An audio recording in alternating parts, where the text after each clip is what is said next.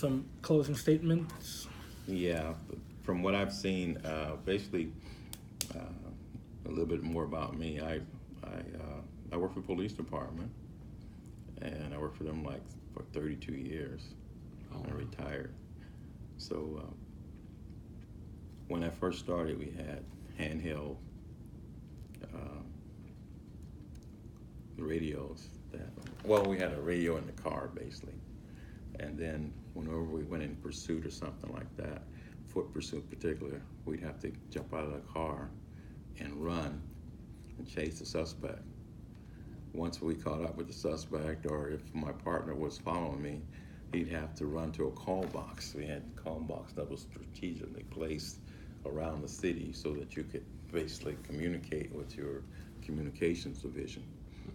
And we'd call in and say, hit it southbound, and then he'd put the phone down and run out southbound on Broadway and northbound on Main Street and westbound this street.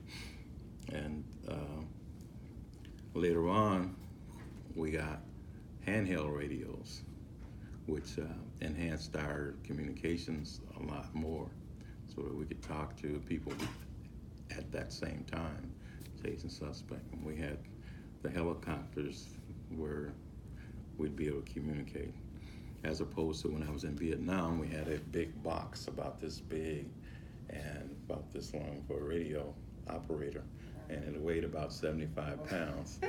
And when you look at it, this phone, this right here would do the same thing.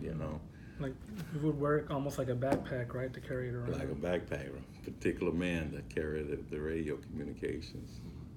So that was a big difference. So we saw a lot of evolution in police work also.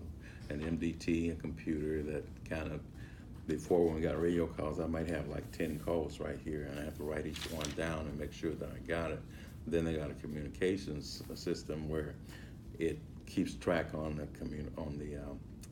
we call it MDT, and we'd have them listed there, and then we go back to our MDT and just pull it up and see where we're supposed to go and what notes were in there.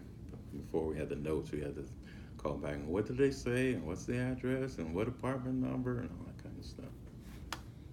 So that was basically it. Just want to bring that in. Oh, well, while we're on it, I just thought of something that's related to media. Obviously, in the news, we hear every day more and more stuff about like police chases or police beatings or police this, yeah.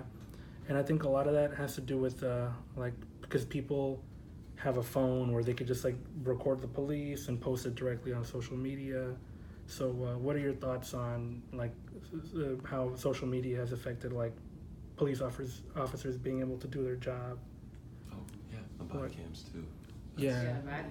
Yeah, like do you think that just holds like police more accountable to their actions, or do you think it's actually like negative and it hinders their ability to do their job? Well, I'm all for police officers being accountable for their actions, and I think that the advent of social media and the body cams and the cell phones have greatly improved the reporting of and the prosecution of people that were acting unprofessional, and I'm really for that. A lot of this stuff that was going on was acceptable, and it was never basically looked at because the police word was basically gospel. Mm-hmm. They believed the police, judge, the administrators, everybody believed the police, but now with visual proof, they can't do that. And I'm all for it. I think that it's changed the way the police act in some ways. It's not as prevalent as it was before, and the accountability is great. They hold the feet down to the fire. They got to account for their action. They can't get away with stuff that they used to get away with. That was one of the reasons I joined the police department, because I wanted to be a trooper. I wanted to make sure that people were treated right as human beings and not. And when I got out there, that's the way I conducted myself, and people around me conducted themselves the same way because I wasn't going to have it. All right, that's cool.